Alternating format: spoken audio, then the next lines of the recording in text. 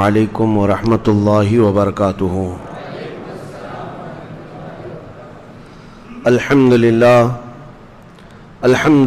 الحنان المنان الذي خلق الإنسان وعلمه البيان والصلاة والسلام على رسوله سيد الإنس والجان وعلى آله وأصحابه ذوي الخير والإحسان، أما بعد فأعوذ بالله من الشيطان الرجيم، بسم الله الرحمن الرحيم۔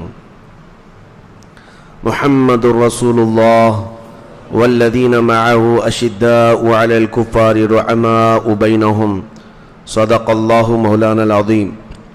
بارگاہ رسالت میں آپ صلی اللہ تعالی علیہ وسلم میں درود پاک کا ہدیہ پیش کریں۔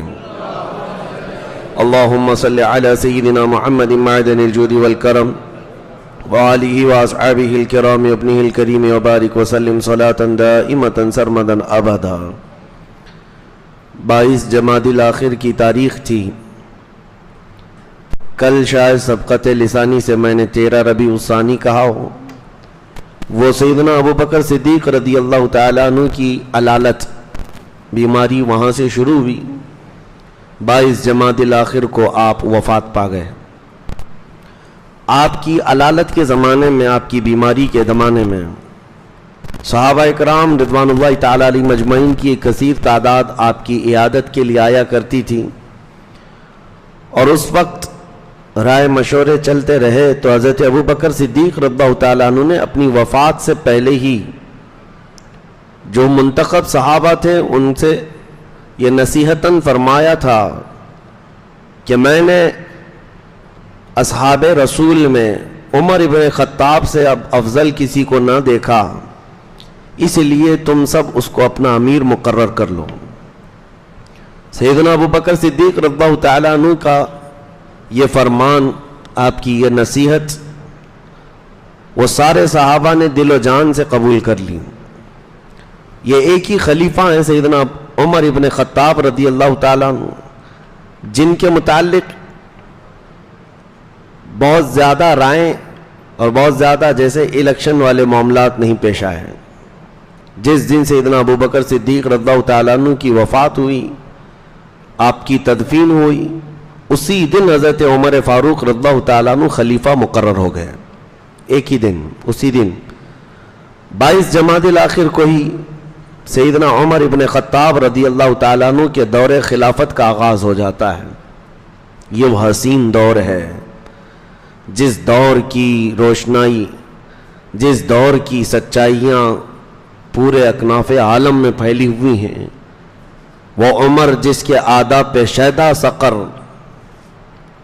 اس خدا دوست حضرت پہ لاکھوں سلام۔ سیدنا عمر ابن خطاب رضی اللہ تعالیٰ عنہ نبی کریم صلی اللہ تعالیٰ علیہ وسلم کے ولادت باسعادت کے 17 سال بعد پیدا ہوئے تھے۔ تقریباً اصحاب عام الفیل کا جو واقعہ پیش آیا اس کے 17 سال بعد، بعض روایات میں کہ 13 سال بعد پیدا ہوئے۔ تو سیدنا عمر فاروق رضی اللہ تعالیٰ عنہ 13 سال بعد اگر جیسے پیدا ہوئے ہیں، تو سیدنا ابو بکر صدیق رضی اللہ تعالیٰ عنہ کی خلافت کا دور جو ختم ہوا 2 سال 3 مہینے کچھ دن کے بعد، یعنی 3 سال کے آس پاس، اس کے بعد حضرت عمر فاروق کا زمانہ 10 سال کا لگا۔ یہ خلافت فاروقی 10 سال تک چلی، ایک لمبا عرصہ خلافت کا آپ کو ملا ہے۔ اس اعتبار سے جب حضرت عمر کی وفات ہوئی تھی تو عین آپ کی عمر 63 سال کی ہی تھی، جیسے رسول اللہ صلی اللہ علیہ وسلم کی عمر پاک۔ نبی کریم صلی اللہ تعالیٰ علیہ وسلم اس دنیا سے جب پردہ فرمائے تھے آپ کی عمر 63 سال تھی۔ حضرت ابو بکر صدیق جب وفات پائے آپ کی عمر 63 سال تھی۔ حضرت عمر جب وفات پائے آپ کی عمر بھی 63 سال تھی۔ کیسی عظیم مطابقت بھی ہے۔ اور جب آپ کی عمر 27 سال کی تھی، بھری جوانی تھی، حضرت عمر ابن خطاب رضی اللہ تعالیٰ، یہ بھی قرشی ہیں، قریش خاندان سے ہیں، اور بہت ہی عظیم پہلوانوں میں شمار ہوتے تھے، اور لوگ آپ کے روب و دبدبے سے ڈرتے بھی تھے. زمانے جاہلیت کی بات کر رہا ہوں.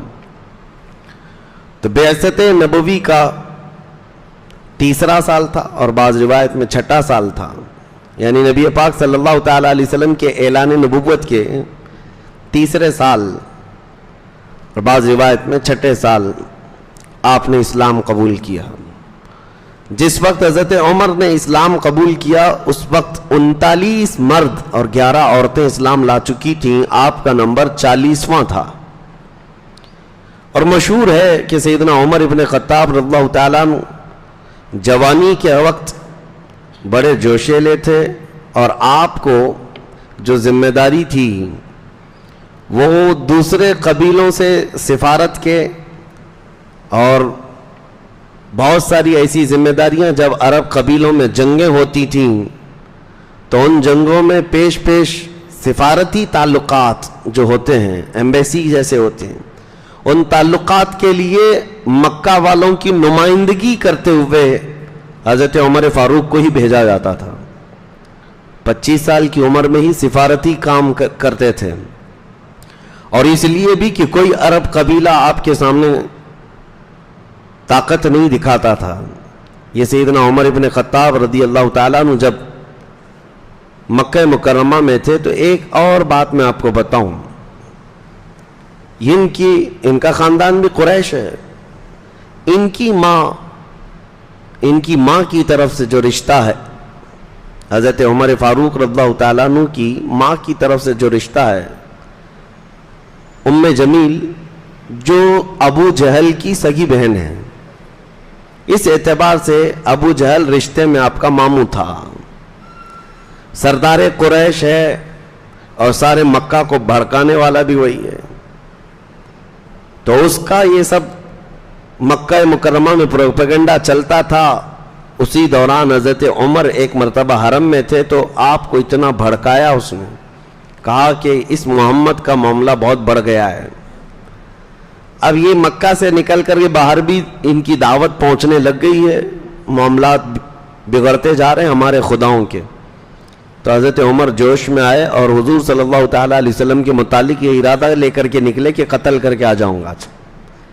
اس وقت حضور اکرم صلی اللہ تعالیٰ علیہ وسلم زید بن ارقم کے گھر میں رہا کرتے. چھپ کر کے ابھی دعوت دی جاتی تھی اسلام کی. علل اعلان مسلمان نمازیں نہیں پڑھتے تھے اور نہ ہی علل اعلان اسلام کی دعوت دی جاتی تھی.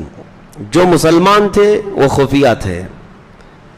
3 سال کا عرصہ اسی طرح سے گزرا ہے. تو حضرت عمر نے اپنا واقعہ اسلام لانے کا خود ہی بیان کیا ہے کہ میں تلوار اٹھائے نکلا تھا جوش میں کہ جاؤں اور اس محمد کا آج کام تمام کر دوں, ختم کر دوں, تاکہ ہمارے خداؤں کا جو دین ہے وہ ویسے ہی برقرار رہے اور نیا دین مکہ میں آنے نہ پائے. وہ جب جا رہے تھے راستے میں بنو زہرہ ایک قبیلے کے شخص ہیں, وہ صحابی تھے, مومن تھے. انہوں نے دیکھا کہ عمر کہاں جا رہے ہیں, بہت غیظ و غضب میں ہے. روک کر کے پوچھا کہاں جا رہے ہو؟ کہا اس صحابی کا, یعنی دین سے پھرے ہوئے آدمی کا میں قتل کرنے جا رہا ہوں. حضور کا اشارہ کیا تو اس صحابی نے دیکھا کہ ان کا ارادہ بڑا سخت ہے اور حضور صلی اللہ تعالیٰ علیہ وسلم کے قتل کے لیے جا رہے ہیں. تو انہوں نے ان کا راستہ روکنے کے لیے کہا کہ کیا ہوگا تمہیں قتل کر کے, کیا ملے گا؟ اس طرح ان کو ٹالنے لگے تو حضرت عمر اور غصے میں ہے. کہا لگتا ہے تم بھی بے دین ہو گئے ہو, تم بھی ہمارے آبا و اجداد کے دین سے پھر گئے ہو, میں تمہارے ساتھ بھی وہی کروں گا. تو وہ جو صحابی تھے انہوں نے کہا اس سے بھی تعجب کی بات میں نہیں بتاؤں تم کو, میں تو ہوا ہی ہوں, لیکن تمہارے گھر میں جا کر دیکھو تمہاری سگی بہن اور بہنوی بھی اسلام لا چکے. ان کو اتنا غصہ آیا. کہا میری بہن, ان کی بہن فاطمہ بنت خطاب اور ان کے بہنوی حضرت سعید, یہ دونوں اسلام لا چکے ہیں. حضرت عمر نے کہا پہلے میں اپنے گھر کا قصہ ختم کر دیتا ہوں. آئے تو اپنی بہن کے گھر, تو اس وقت ایک صحابی حضرت خباب, وہ ان کو قرآن پڑھا رہے تھے, یعنی حضرت عمر کی بہن اور بہنوی کو اندر قرآن پڑھا رہے تھے. حضرت عمر باہر کھڑے ہو کر سن رہے تھے. زور زور سے دروازہ پیٹنا شروع کر دیا. بہن ڈر گئی اور بہنوی بھی ڈر گئے. کہ عمر آئے تو حضرت خباب کو پردے میں اندر چھپا دیا اور دروازہ زور سے کھولا. اندر جاتے ہی حضرت عمر کا جوش یہ تھا، کہا کہ یہ کیا ہو رہا ہے، تم لوگ دین اسلام میں آ گئے ہو، ہمارے آبا و اجداد کا دین چھوڑ چکے ہو. آؤ دیکھا نہ تاؤ، مارنا شروع کیا. اپنے بہنوی کو اتنا مارا، وہ بیچ بچاؤ کے لیے بہن آئی تو ان کو بھی مارا، ناک پھٹ گئی. مار مار کر کے زخمی کر دیا بہن کو بھی اور بہنوی کو. خود کو ترس آیا بعد میں کہ میں اپنی سگی بہن کو مارا اتنی. اس کے بعد تھک کر کے بیٹھے، پھر اٹھایا دونوں کو، کہا میرے آنے سے پہلے دروازے میں سن رہا تھا کوئی کلام یہاں پڑھ رہا تھا، کوئی کلام تم لوگ پڑھ رہے تھے، سن رہے تھے، وہ کلام کیا ہے سناؤ مجھ کو. ابھی حضرت عمر اتنا کہہ رہے تھے کہ وہ حضرت خباب جو پردے میں چھپے تھے باہر آ گئے. کہا میں سناتا ہوں. حضرت عمر نے کہا تم یہاں کیسے؟ کہا جو کلام تم سن رہے تھے وہ میں ہی پڑھ رہا تھا. پھر حضرت خباب نے قرآن کی آیتیں تلاوت کرنی شروع کی. قرآن کی آیتیں جب صحابہ پڑھتے تھے تو ایسا اثر ہوتا تھا کہ پتھر بھی ہل جائے. حضرت عمر سنتے گئے سنتے گئے سنتے گئے. اس کے بعد اٹھ جاتے ہیں اور کہتے ہیں میں اس محمد صلی اللہ علیہ وسلم سے ملاقات کر کے آؤں گا. ان کی بہن اور بہنوی دونوں تھوڑا سا ان کو خوشی اس بات کی حاصل ہوئی کہ عمر کا دماغ تبدیل ہوتا ہوا نظر آ رہا ہے. تب حضرت خباب جو وہاں تھے گھر کے اندر موجود تھے، انہوں نے کہا گھبرانے کی ضرورت نہیں ہے، عمر رسول اللہ کا قتل کرنے نہیں جا رہے ہیں. اس لیے کہ کل شام کو ہی میں نے رسول اللہ کو یہ دعا کرتے سنا تھا، اے اللہ عمر بن خطاب کے ذریعے اسلام کو فوقیت عطا فرما، اسلام کو عزت عطا فرما. اللہم اعز الاسلام بعمر، اے اللہ اسلام کو عزت عطا کر عمر بن خطاب کے ذریعے سے. کہا میں نے کل رسول اللہ سے یہ دعا سنی ہے، ہو سکتا ہے وہ دعا آج ہو گئی ہے. تو عمر بن خطاب گئے، تلوار حمائل تھی. زید بن ارقم کے گھر میں چند صحابہ تھے، رسول پاک صلی اللہ علیہ وسلم تھے. جیسے ہی صحابہ نے آتے ہوئے دیکھا سب کھڑے ہو گئے. کہا عمر بن خطاب آ رہے ہیں اور ساتھ میں تلوار بھی ہے. امیر حمزہ رضی اللہ تعالیٰ عنہ جو صرف ان کے سے 3 دن پہلے ایمان لائے ہوئے تھے اور رسول اللہ کے چچا تھے، اور حضور صلی اللہ تعالیٰ علیہ وسلم سے بہت ہی قرابت ایسی تھی کہ حضرت امیر حمزہ حضور صلی اللہ تعالیٰ علیہ وسلم کے ہم عمر تھے، ایک عمر کے تھے، اور دونوں نے ایک ہی خاتون کا دودھ بھی پیا تھا. چچا تھے، بھتیجے تھے، لیکن عمر ایک تھی. دونوں نے ایک حضور پاک صلی اللہ تعالیٰ علیہ وسلم کے وہ دودھ شریک بھی تھے. حضرت حمزہ بہت ہی سیریس تھے ان سب معاملات میں، دفاع ناموس رسالت پر. وہ کھڑے ہو گئے اور کہا عمر اگر اچھی نیت سے آ رہا ہے تو ٹھیک ہے، استقبال ہے، اور اگر کوئی غلط نیت ہے تو حمزہ اس کے یہاں سے واپس جانے کے لیے کوئی راستہ چھوڑے گا نہیں. تو حضرت حمزہ کو کھڑے ہوتے دیکھ کر صحابہ نے خاموشی اختیار کی. عمر ابن خطاب آئے، تلوار تو تھی. حجرے میں آتے ہی رسول پاک صلی اللہ تعالیٰ علیہ وسلم کے سامنے تلوار رکھ دی اور کہا آپ جس دین کی دعوت دینے کے لیے کلمہ پڑھاتے ہیں وہ کلمہ مجھے بھی عطا فرمائے. قرآن کی چند آیتیں ہی سنی تھی اور اس کے بعد پورا دل بدل گیا تھا. نبی پاک صلی اللہ تعالیٰ علیہ وسلم نے جیسے ہی انہیں مشرف اسلام کیا، جو صحابہ وہاں موجود تھے، یہ پہلا نعرہ تھا جو مکہ میں بلند آواز سے لگا تھا. صحابہ جوش میں نعرہ لگائے. عمر ابن خطاب کے ایمان لانے کی خوشی سب کو تھی. اب اس کے بعد سب سے پہلا کام جو ہوا حضرت عمر کی طرف سے، جو ان کی اولیات ہیں، جو ان کی خصوصیات ہیں حضرت عمر کی، حضور صلی اللہ تعالیٰ علیہ وسلم سے احکام اسلام سیکھتے رہے. دین اسلام کی خصوصیات حاصل کرنے کے بعد آپ نے سب سے پہلے یہ سوال کیا، اے اللہ کے رسول ہمارا دین سچا ہے؟ ہمارا دین سچا ہے؟ کہا بالکل سچا ہے. تو کہا آپ پھر یہاں کمرے کے اندر کیوں حرم میں جا کر نماز پڑھیں گے؟ حرم میں خانہ کعبہ کے پاس جائیں گے. حضور صلی اللہ تعالیٰ علیہ وسلم نے ان کی بات کو رد نہیں فرمایا. 40 مرد تھے اس وقت. حضور نے فرمایا کہ نکلو. دو صفیں لگی تھی مکہ مکرمہ کی گلیوں سے، یہ گزرتے جا رہے تھے. ایک صف کے آگے حضرت عمر تھے، دوسری صف کے آگے امیر حمزہ تھے، اور ان کے سامنے کوئی بہادر کھڑا ہونے کو تیار نہیں تھا. تو حضرت عمر کے ایمان لانے کے بعد سب سے پہلے سارے صحابہ مومنین راستوں پر چلتے ہوئے حرم پاک میں داخل ہوئے اور علل اعلان وہاں پر نماز ادا کی یا عبادت کی. اور پہلا خطبہ حرم میں جنہوں نے دیا وہ حضرت ابوبکر صدیق تھے. اس کے بعد نبی پاک صلی اللہ تعالی علیہ وسلم نے عمر بن خطاب کو اسی دن ایک لقب عطا کیا، تم فاروق ہو. فاروق کا مطلب ہے فرق پیدا کرنے والا کفر اور اسلام کے درمیان. اس دن آپ نے ایسا واضح فرق بتا دیا مومنین کون ہوتے ہیں. سیدنا عمر ابن خطاب رضی اللہ تعالیٰ عنہ کے اسلام لانے کے بعد آپ اگرچہ بڑے پہلوان تھے، سارے تھے، لیکن پھر بھی مشقتیں برداشت کی، کیونکہ عرب سب ایک طرف ہو جاتے تھے، خاندان کے خاندان، قبیلوں کے قبیلے دشمنی پر اتر آتے تھے. اور اس کے بعد جب رسول کریم صلی اللہ تعالیٰ علیہ وسلم کی ہجرت کا وقت آیا تو حضور صلی اللہ تعالیٰ علیہ وسلم سے پہلے ہی حضرت عمر نے ہجرت کی تھی. حضور صلی اللہ تعالیٰ علیہ وسلم ابھی مدینے گئے نہیں تھے اس سے پہلے. اور حضرت عبداللہ بن مسعود کہتے ہیں کہ ہم نے مکہ سے جتنے صحابہ ہجرت کیے سب کی ہجرت پتہ ہے، لیکن عمر بن خطاب نے جیسی ہجرت کی ہے ویسی کسی نے نہیں کی. کہا اس میں کیا ہے؟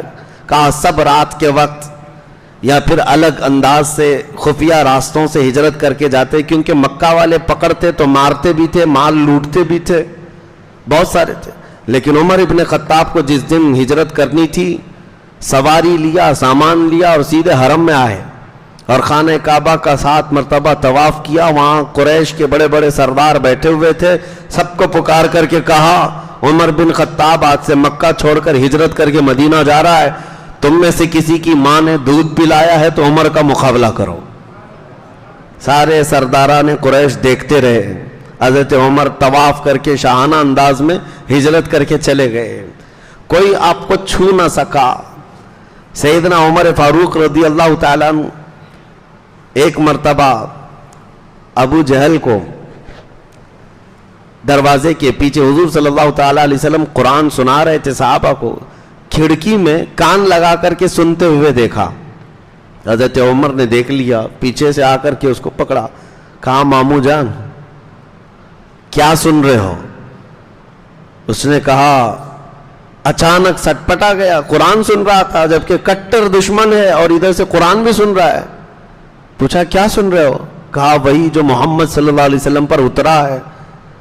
کہا کہ اچھا لگ رہا ہے. کہا عمر کسی کو بتانا مت، اللہ کی قسم اس سے بہتر کلام میں نے سنا ہی نہیں. خود ابو جہل کہتا ہے اس سے بہتر کلام میں نے سنا ہی نہیں. پھر آپ نے کہا ایمان لے آ جاؤ پھر اسلام میں. کہا نہیں، ناک کی بات ہے، ناک کا مسئلہ ہے. میں اگر اسلام لے آیا تو پرانی دشمنی کا کیا ہوگا اور ہمارے قبیلے اور ہمارے خاندان کے لوگ کیا سمجھیں گے؟ یہ کیا سمجھیں گے والا مسئلہ کئی لوگوں کو لے کر ڈبو دیتا ہے. بہت سارے اسی گمراہی میں مر جاتے ہیں. اسی لیے میرے عزیزو حق کی تلاش میں یہ مت دیکھنا کہ قوم کیا کہتی ہے، عوام کیا کہتی ہے. بہرحال سیدنا عمر ابن خطاب رضی اللہ تعالیٰ عنہ ہجرت کر کے مدینہ طیبہ تشریف لے گئے. آپ کی خصوصیات بہت ہیں، آپ کے فضائل و مناقب بھی بہت ہیں. اب چونکہ تاریخ اسلام ہم لے کر کے چل رہے ہیں شروع سے، اور کربلا تک کی تاریخ آپ کو سنانی ہے انشاءاللہ، تو یہ ہمارا سفر چل رہا ہے تو اب دور فاروقی میں آ گیا ہے. ظاہر سی بات ہے تاریخ اسلام میں اگر حضرت عمر کا نام نہ آئے تو اس تاریخ مکمل بھی نہیں ہو سکتی. بلکہ میں یہ کہتا ہوں کہ ایسی بنیادیں ہیں تاریخ اسلام کی. لفظ تاریخ بھی اگر میں آپ کو کہوں، لفظ تاریخ یہ بھی حضرت عمر فاروق رضی اللہ تعالیٰ عنہ کی قائم کی ہوئی ہے. جو آج ہم ہجری تاریخ لے کر کے چل رہے ہیں، ابھی محرم کی یہ تاریخیں چل رہی ہیں، اور اب سال کون سا چل رہا ہے؟ 1445. مسلمانوں کو یہ بھی یاد ہونا چاہیے یہ جو ہجری سال ہے یہ حضرت عمر فاروق رضی اللہ تعالیٰ عنہ کا قائم کیا ہوا ہے. تو ظاہر سی بات ہے جس نے تاریخ کی بنیاد رکھی پھر جب تاریخ بیان ہو تو اس کا بیان تو ہوگا ہی. لیکن سیدنا عمر ابن خطاب رضی اللہ تعالیٰ عنہ کے فضائل و مناقب بیان سے بہت زیادہ ہیں، بہت زیادہ ہیں. بس ان کی فضیلت میں اتنی بات کافی ہے کہ میرے آقا صلی اللہ تعالیٰ علیہ وسلم نے فرمایا، کل جیسے میں نے ایک حدیث بتائی تھی حضرت ابو بکر صدیق کی فضیلت میں اتنا کافی ہے کہ رسول اللہ صلی اللہ علیہ وسلم نے فرمایا جتنے لوگوں نے میرے ساتھ احسان کیا میں نے سب کے احسان کا بدلہ چکا دیا سوائے ابو بکر کے. یہ ان کی فضیلت میں کافی ہے. اللہ کے نبی نے فرمایا. عمر ابن خطاب رضی اللہ تعالیٰ عنہ کی فضیلت میں اتنی بات کافی ہے کہ میرے آقا نے فرمایا اگر میرے بعد کوئی نبی ہوتا تو وہ عمر ہوتے، لیکن میں خاتم النبیین ہوں، میرے بعد کوئی نبی نہیں ہوگا. تو یہ اتنی فضیلت کافی ہے. بلکہ حضرت کعب احبار رضی اللہ تعالیٰ عنہ وہ فرماتے ہیں کہ حضرت عمر کی پوری زندگی دیکھو تو بنی اسرائیل میں ایک بادشاہ تھا، اس بادشاہ سے ملتی جلتی ہے ساری اسی طرح سے. اور آپ کے اوصاف حمیدہ، آپ کے خصائل، آپ کے مناقب، آپ کی فضیلتیں صرف احادیث میں نہیں ہیں، تورات و انجیل میں بھی آئی ہوئی ہیں. پرانی کتابوں میں بھی حضرت عمر فاروق رضی اللہ تعالیٰ عنہ کے متعلق بشارتیں آئی ہوئی. یہ جو صحابہ ایمان لائے یہودیت سے یا عیسائیت سے، انہوں نے کہا ہے کہ ہم نے مقدس کتابوں میں یہ تذکرہ سنا ہے، اس اعتبار سے حضرت عمر کا تذکرہ تھا. یہ عزیزان گرامی وقار، سیدنا عمر فاروق رضی اللہ تعالیٰ عنہ کی فضیلت میں میرے آقا نے جو فرمایا کہ جس راستے سے عمر گزرتا ہے شیطان اس راستے پر نہیں آتا، ان کی خوشبوؤں سے شیطان بھاگ جایا کرتا ہے. بس یہ ہے کہ آپ کی طبیعت میں تھوڑی صلابت تھی، سختی تھی، وہ فطری تھی، بچپن سے تھی. اسی وجہ سے جب حضرت ابو بکر صدیق رضی اللہ تعالیٰ عنہ کی وفات کا وقت قریب آیا اور جب آپ نام لے رہے تھے عمر ابن خطاب کا کہ میں چاہتا ہوں کہ میرے بعد عمر ابن خطاب تمہارے امیر مقرر ہو، خلیفہ ہوں، تو جو صحابہ تھے ان میں سے ایک صحابی آیا اور کہا امیر خلیفہ رسول اے ابو بکر صدیق رضی اللہ تعالیٰ کیا کر رہے ہیں آپ؟ عمر ابن خطاب کو ان کی سختی کے آگے کون ٹک پاتا ہے؟ ان کی صلابت اور ان کا جو سخت مزاج ہے وہ کیسے ہانکیں گے؟ تو حضرت ابو بکر صدیق رضی اللہ تعالیٰ عنہ نے اس وقت بیماری کے عالم میں ہی تمام صحابہ اور مومنین کو ایسا قائل کیا اور فرمایا کہ یہ دین مصطفیٰ ہے، نبی کریم صلی اللہ تعالیٰ علیہ وسلم کا لایا ہوا نظام ہے، اس نظام کے لیے صلابت اور سختی کی بہت ضرورت ہے. دین اسلام کی سرحدیں بڑھتی جا رہی ہیں. صحابہ نے پھر محسوس کیا کہ اب ہمیں ایسا امیر بھی چاہیے جو اتنا سخت ہو، اتنا سخت ہو. اور سختی کس بات میں؟ صرف شریعت مصطفیٰ میں، باقی اپنی ذات کے لیے، اپنے نفس کے لیے نہیں. تو صحابہ نے بالاتفاق آپ کو امیر مقرر کر لیا تھا. حالت تو یہ تھی کہ حضرت عمر فاروق کندھے پر کوڑا لے کر کے بازار میں گھومتے تھے. جب مدینے کے بازاروں میں جاتے تھے کوڑا ان کا کندھے پر ہی رہتا تھا، جہاں جس کو کچھ گناہ کرتے ہوئے پاتے وہیں کوڑے لگاتے تھے. شریعت مصطفیٰ میں کوڑے کی بھی ضرورت پڑتی ہے. بعض لوگ یہ کہتے ہیں ہر چیز پیسفلی ہونی چاہیے، امن کے ساتھ ہونی چاہیے. اگر سارے انسانوں کے طبیعت میں امن ہی ہوتا تو پولیس کی بھی ضرورت نہیں ہوتی، لیکن ایسا حقیقت میں ہے نہیں. دنیا کی ہر کنٹری، دنیا کا ہر نظام پولیس کا شعبہ رکھتا ہے، ایک ڈپارٹمنٹ رکھا جاتا ہے. کیوں؟ کرائم پر کنٹرول کے لیے. اور ان کو سختی کرنے کا حکم بھی دیا جاتا ہے کیونکہ انسانوں کی طبیعت میں ہے، فطرت میں ہے کہ ان کو کچھ سختیاں ایسی ہیں جو سیدھے راستے پر رکھ سکتی ہیں. حضرت عمر فاروق رضی اللہ تعالیٰ عنہ کے، میں اب آپ کو یہ بات اس لیے کہہ رہا ہوں کہ یہ ابھی آپ کو سننا ضروری ہے کہ آپ کے اندر کی یہ جو سختی تھی، صلابت تھی، اور آپ جو فیصلے لیتے تھے اس کا اثر بڑے بڑے صحابہ پر بھی ہوا ہے. بڑے بڑے صحابہ پر بھی اس کا اثر ہوا ہے. وہ کسی کی رعایت نہیں کرتے تھے.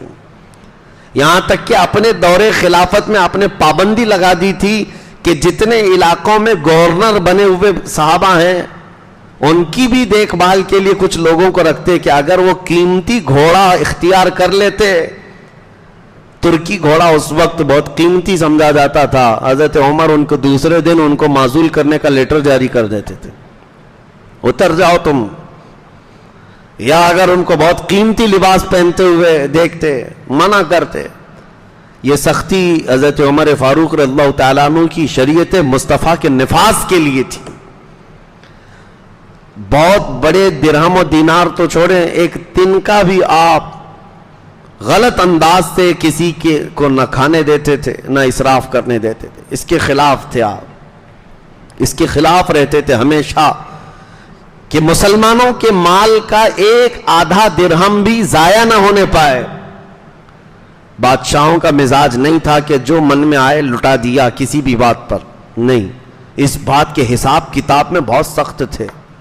یہاں تک کہ آپ کو میں بتاؤں، اپنے بیت المال کا جو داروغہ تھا اس کو آپ نے اتنا سخت بنا رکھا تھا حساب کتاب کے لیے کہ حضرت عمر فاروق خود بھی اگر بیت المال سے کبھی قرضہ لیتے تو بیت المال کا داروغہ آپ سے لڑنے کے لیے آ جاتا تھا. اتنے دن ہوئے ابھی تک آپ نے دیا نہیں، خلیفہ ہیں آپ. حضرت عمر کہتے میرے پاس ہے نہیں، آ جانے کے بعد دے دوں گا. وہ تقاضا کرتے کرتے گھر کو لپٹ جاتا تھا، روایت میں موجود ہے. امیر المومنین کے دروازے کو لپٹ جاتا تھا، کہتا تھا زیادہ دن ہو رہے ہیں آپ کے اوپر قرضہ ہو گیا ہے، جلدی ادا کیجیے. لیکن حضرت عمر نے کبھی اس کے لیے کوڑا نہیں استعمال کیا. کوئی اگر دیکھتا تو یہ کہتا ارے یہ داروغہ بیت المال کا خلیفہ وقت کی طرف سے مقرر کیا ہوا داروغہ ہے، لیکن یہ تقاضا کرنے آ جاتا ہے مال کا، وہ بھی امیر المومنین سے. میاں یہاں تو پی ایم سے کوئی حساب ہی نہیں لے سکتا، جتنا چاہے دیش بیچ جائے، کوئی پوچھ بھی نہیں سکتا. اگر پوچھے گا تو اس کی تو سدسیتا ختم ہو جائے گی، ہاں اس کی رکنیت بھی ختم ہو جائے گی.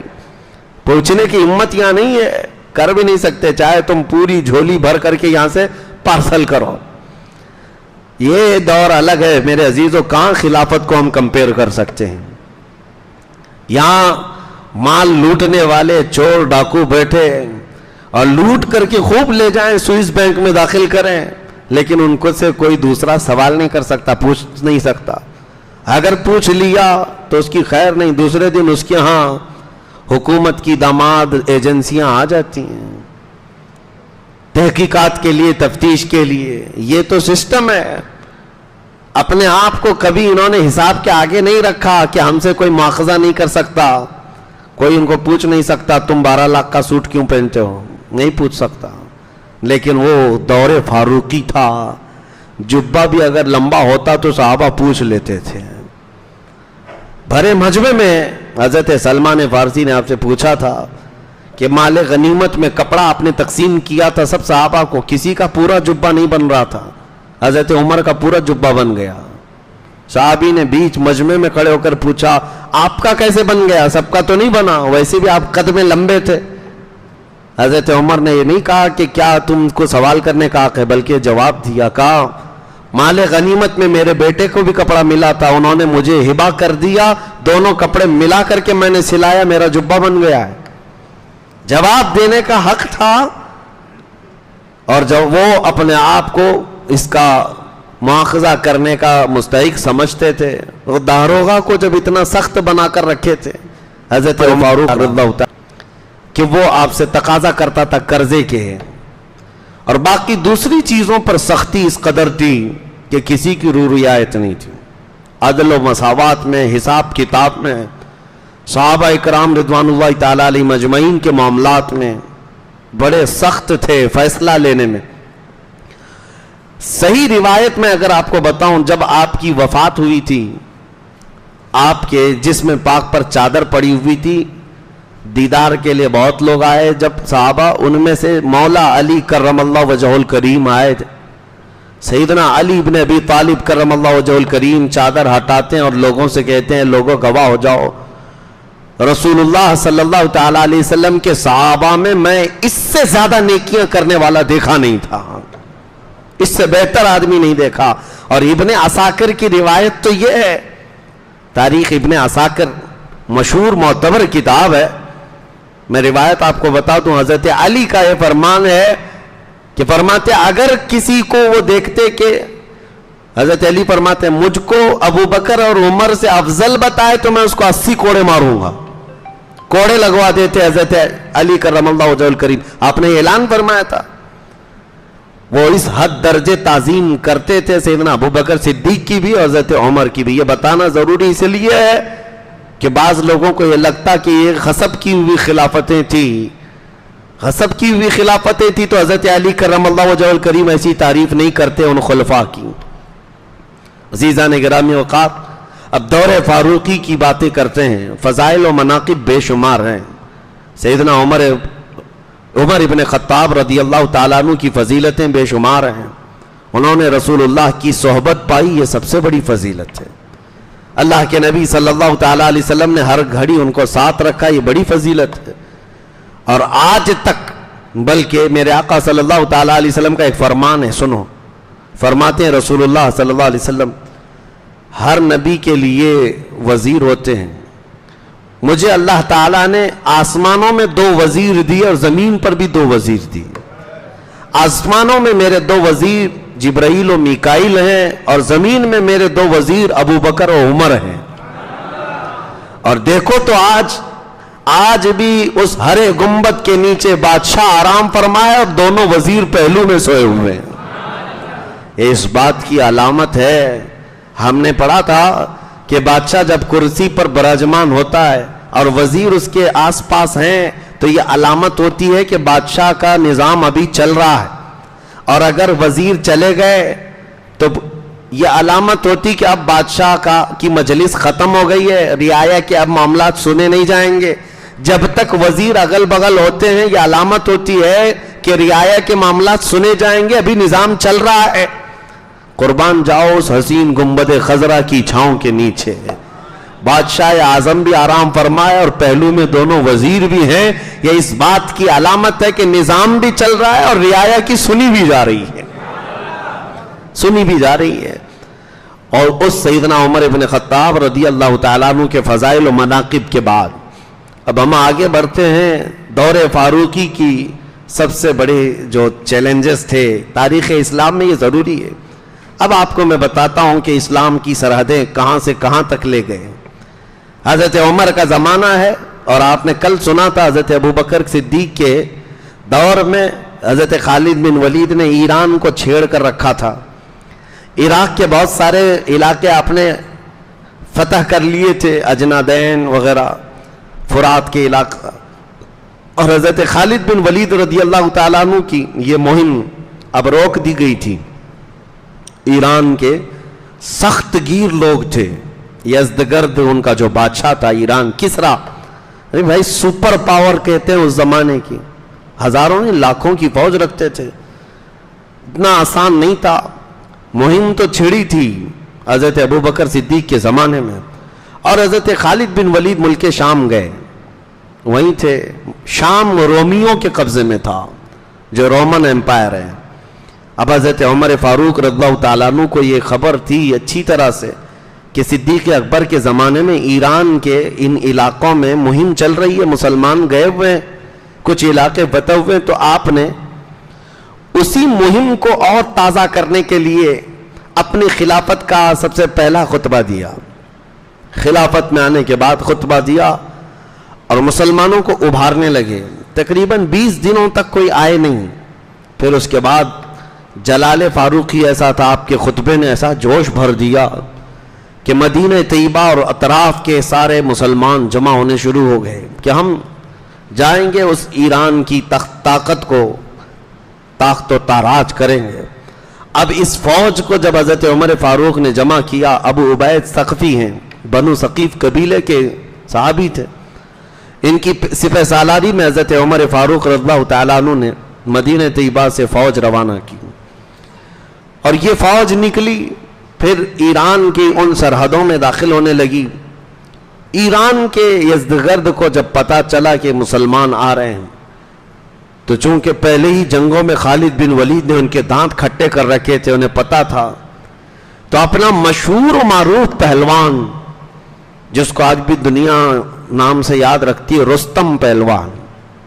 یہ ایران کا پہلوان ہے اور اس کی پہلوانی کے چرچے پوری دنیا میں تھے. رستم کو تیار کیا اور 20,000 کی فوج دے کر کے یزدگرد نے بھیج دیا مسلمانوں کی اس فوج کو روکنے کے لیے.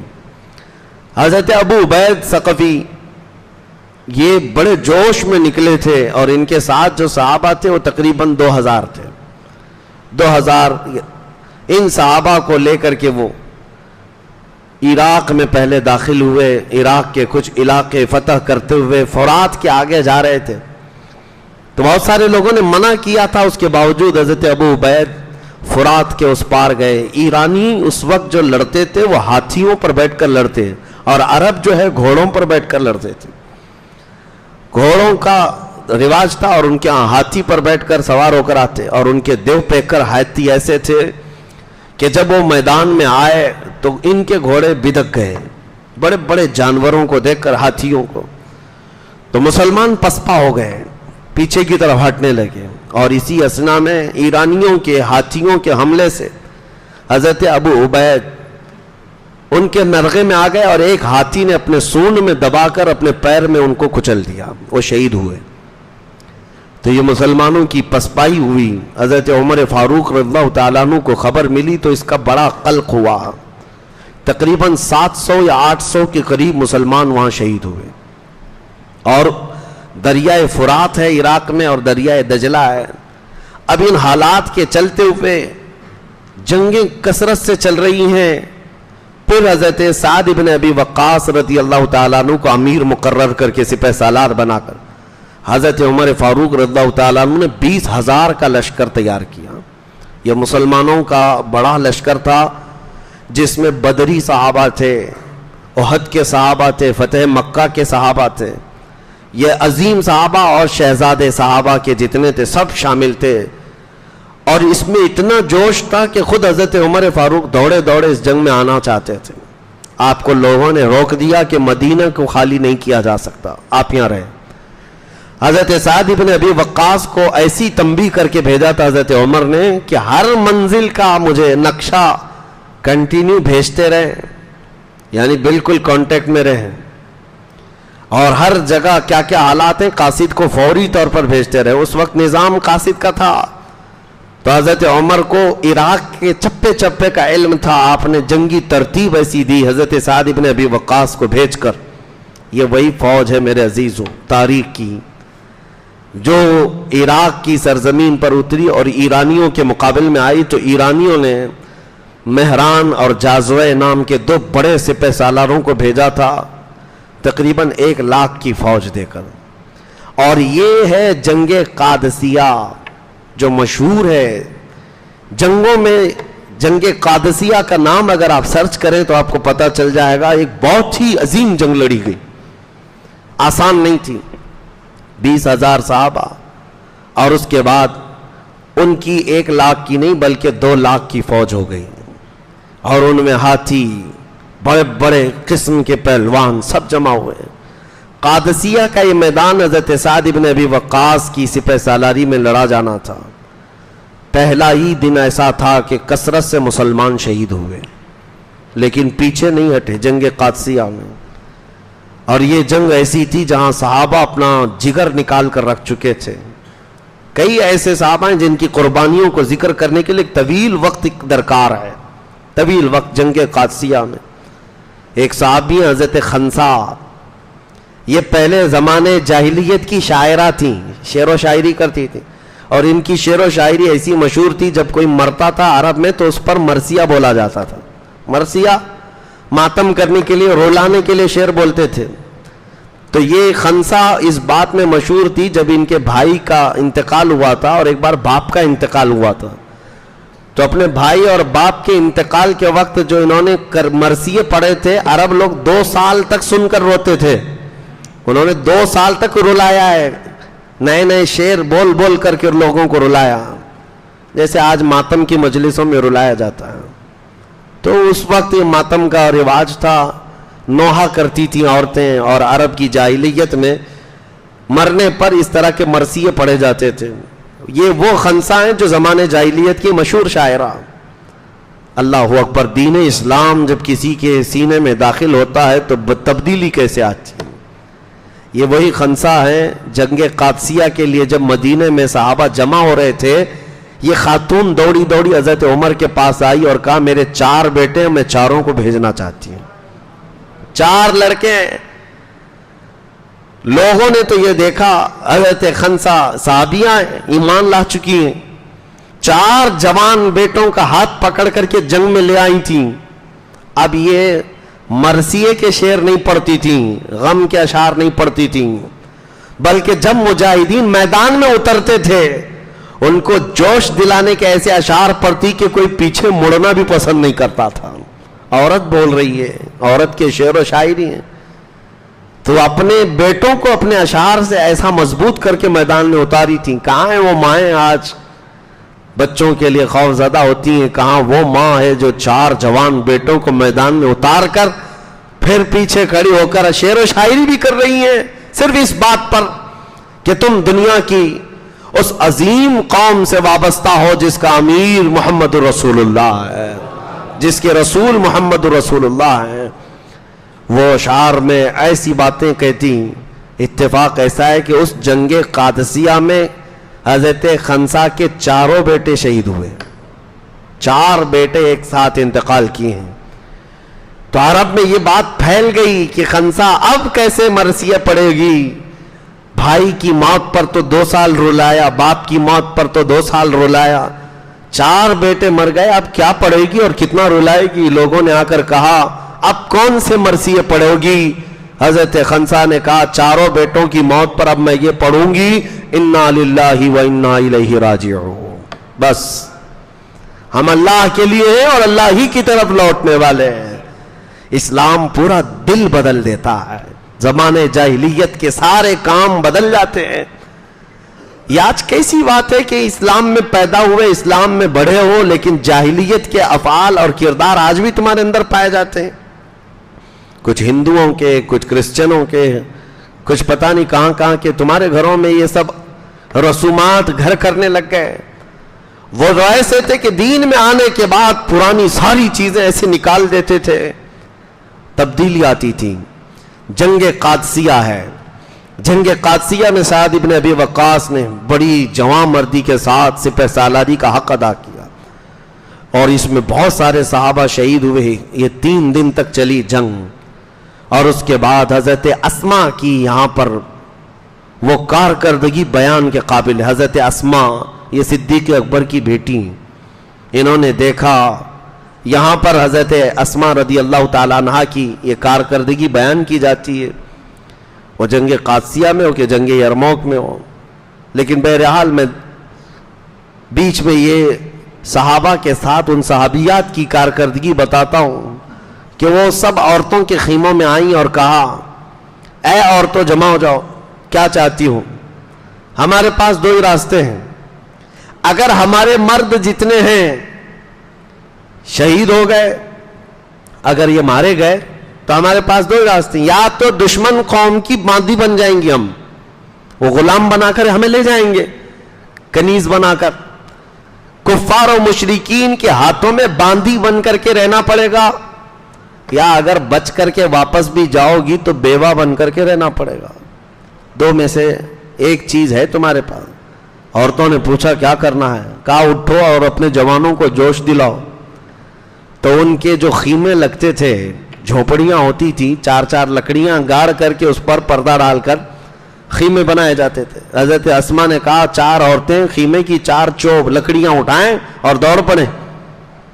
تو عورتیں وہ خیمہ اکھاڑ کر کے میدان میں دوڑتی تھیں. شام کا وقت تھا اور یہ جو لشکر مقابل میں تھا یہ دیکھ کر کے گھبرا گیا.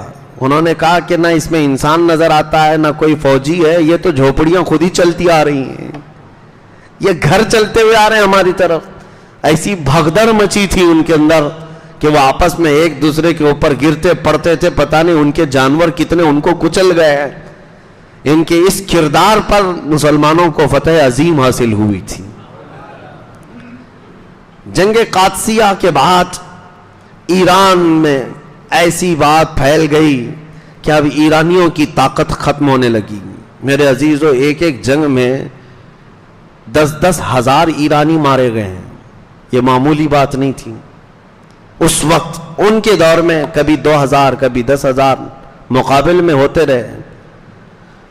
اب اس کے بعد مسلمانوں کا یہ جمع غفیر سعد ابن ابی وقاص کے ساتھ دریائے دجلہ پر آیا. اب تاریخ کی وہ اہم بات میں عرض کرنے جا رہا ہوں، دور فاروقی کی. یہ عراق پورا فتح کر چکے تھے، اب ایران کی سرحد کے اندر داخل ہونا تھا.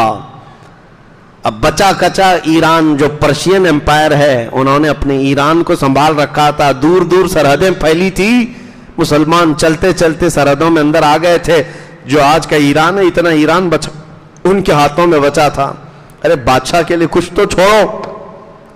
اب ایرانی بادشاہوں نے دریاؤں کے کنارے پوری فوج لگا رکھی تھی کہ مسلمان کہیں سے پار ہو کر کے اس سرحد کے اندر نہ آ جائیں. اور دریائے دجلہ کے اوپر جتنے پل بنے تھے، برج، سب توڑ ڈالے کہ دریا عبور کر کے پار کر کے کوئی آ نہ سکے، کراس نہ کر سکے.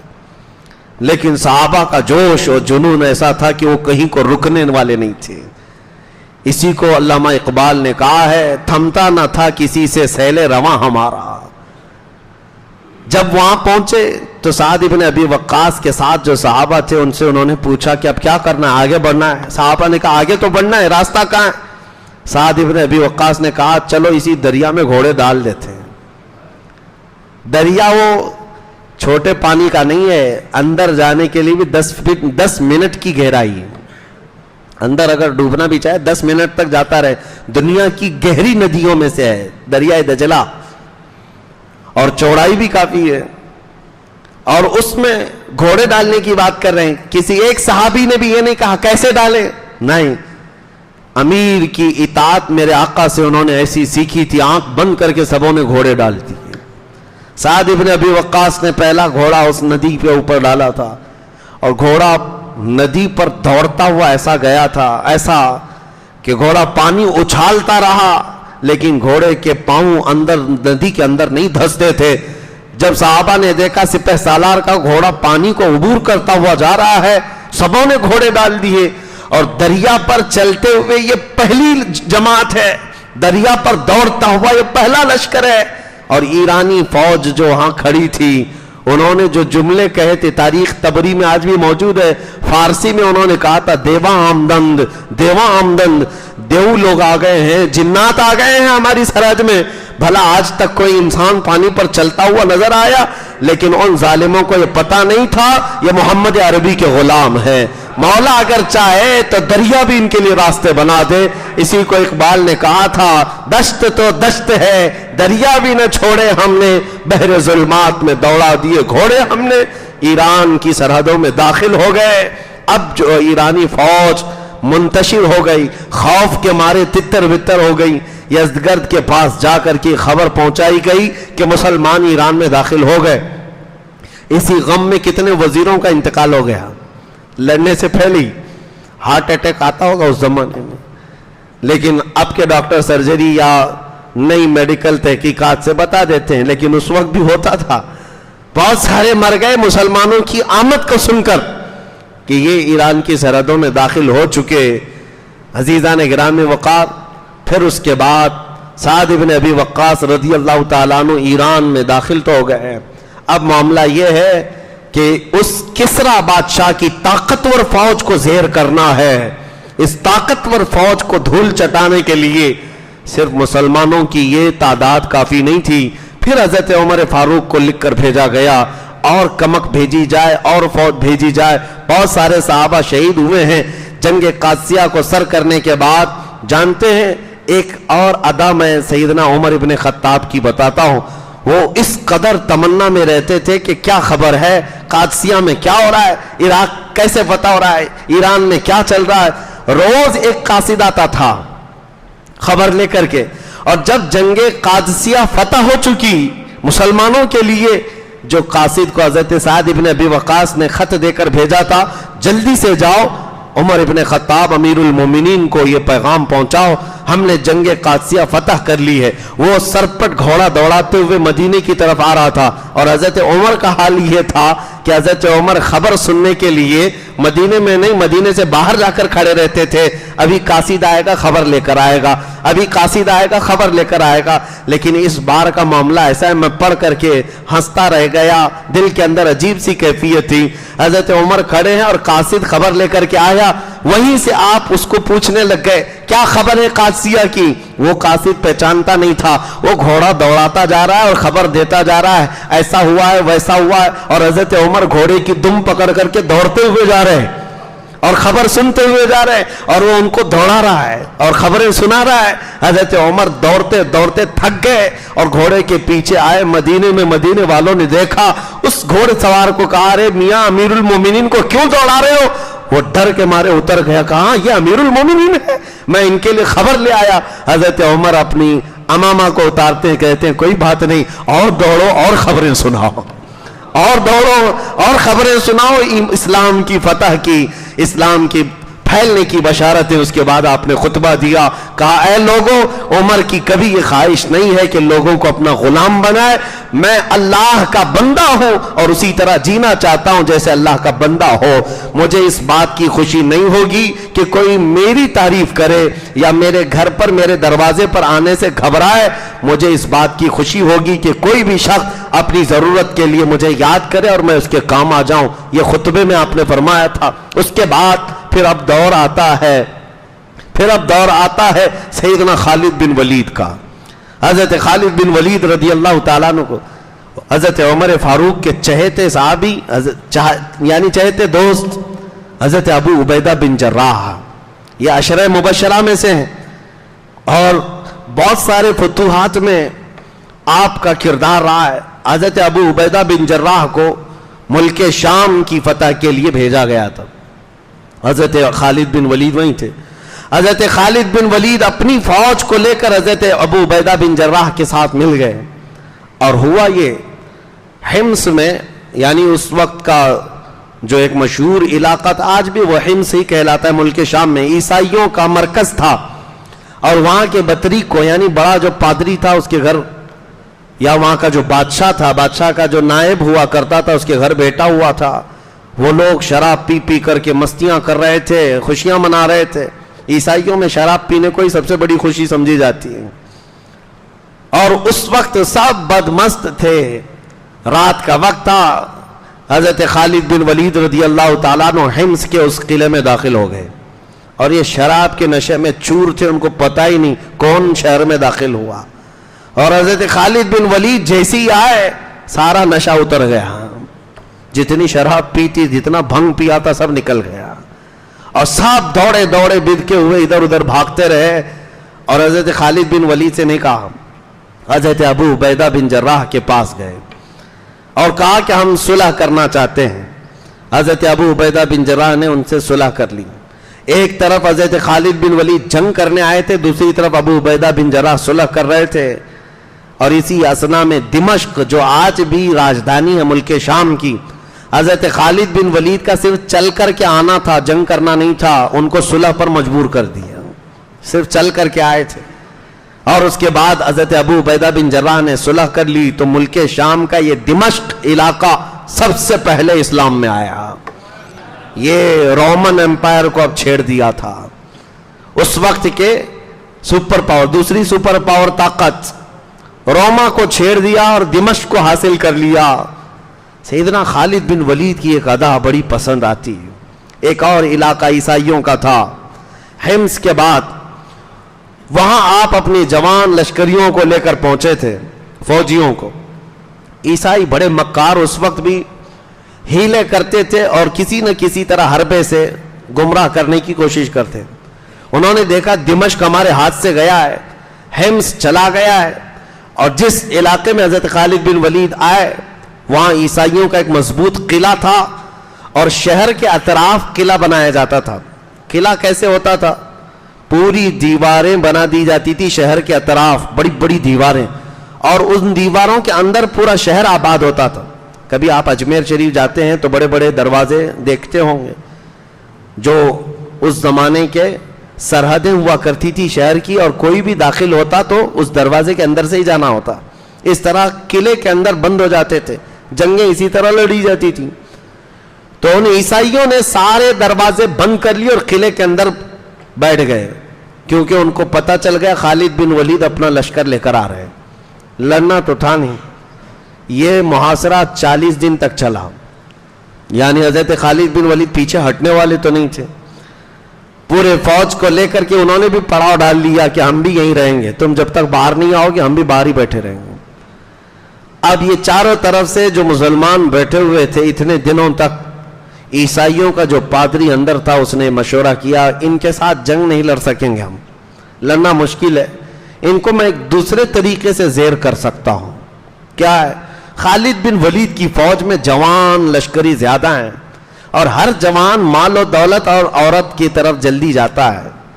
तो उस पादरी ने ये किया कि मैं शहर की सारी बड़ी और खूबसूरत लड़कियों को लाकर मैदान में खड़ा कर दूंगा और खालिद बिन वलीद से सुलह के नाम पर मैं मुआहिदा कर लूंगा, एक शर्त रखूंगा कि इस बाजार से गुजरते हुए किले तक आ जाओ, सही सलामत आ गए तो चाबियां तुम्हारे हवाले कर देंगे। लेकिन खालिद बिन वलीद को इन्होंने बताया नहीं। जा करके खालिद बिन वलीद से ईसाई पादरी ने कहा हम लड़ना नहीं चाहते, आप आए ठीक है, हम सुलह करेंगे, लेकिन हमारी ये शर्त है 3 दिन के बाद आप अपनी इस फौज को लेकर इस बाजार से गुजरते हुए किले तक आ जाएं शाहाना शौकत के साथ। तो हजरत खालिद बिन वलीद ने कहा ठीक है, मंजूर है। 3 दिन के बाद जब अपनी फौज को लेकर के वो निकले तो इनकी ये घटिया और जलील हरकत देखकर रुक गए। इन ईसाइयों ने क्या किया था, पूरे बाजार में नंगी लड़कियां खड़ी की, आधे लिबास में, बरहना लिबास में, और दौलत से मुजर के जंबार बिछा दिए सड़कों पर। जाहिर सी बात है ये नौजवान लश्करियों को लूटने के लिए, आज भी फौज में बहुत बुराइयां रहती हैं, महीनों से फौज दूर रहती है घरों से, तो उनके अंदर नफसानी ख्वाहिशात आ जाती हैं। ये सोच करके कभी भी फौज को तोड़ने के लिए इस तरह की हरकतें हमेशा की जाती रही, ईसाइयों की तरफ से होती रही। इनको नफसानी ख्वाहिशात में मगलूब किया जा सकता है। अब जैसे ही हज़रत खालिद बिन वलीद की नजर पड़ी, अल्लाह अकबर, कमाल इस्तिकामत है। इस्तिकामत अल्लाह ने कैसे दी, आप खड़े हो गए और ऐसी तकरीर की थी, वो आज भी महफूज है। अपने नौजवान सिपाहियों से कहा आज तुम्हारे इम्तिहान का वक्त है, अगर तुम्हारा कदम डगमगा गया तो कयामत तक आने वाली नस्लें तुमको बुराई से याद करेंगी, तुम पर लानत भेजी जाएगी, और अगर तुम्हारा कदम सही सलामत रहा तो कयामत तक आने वाले तुम पर रहमतों के फूल बरसाएंगे, खुशियों से याद किए जाएंगे। वो जवानों ने पूछा हमें क्या करना है?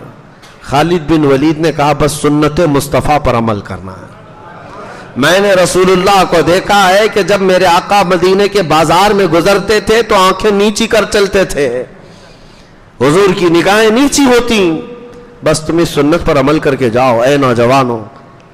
इसीलिए मेरे आका ने फरमाया नज़रतु सहमुम मिन सिहाम शैतान, नजर जो है शैतान के तीरों में से एक तीर है, सबसे पहले तुम्हारी नजर धोखा खाती है। तुम अजनबी औरतों के ऊपर नजर डालते हो या जो नाजायज है उसकी तरफ नजर ही डालते हो, यहां से तुम्हारा पूरा जिस्म बदल जाता है। नजरें तुम्हारे दिल के अंदर हरकतें पैदा करती हैं, फिर ये काम नजरें तुम्हें जिना तक ले जाती हैं। अल्लायाज़ु बिल्लाह, नजर से बचना बहुत जरूरी। हजरत खालिद बिन वलीद की इस तकरीर के बाद वो सारे नौजवान सिपाही जानते हो कैसे चलते हुए जा रहे थे।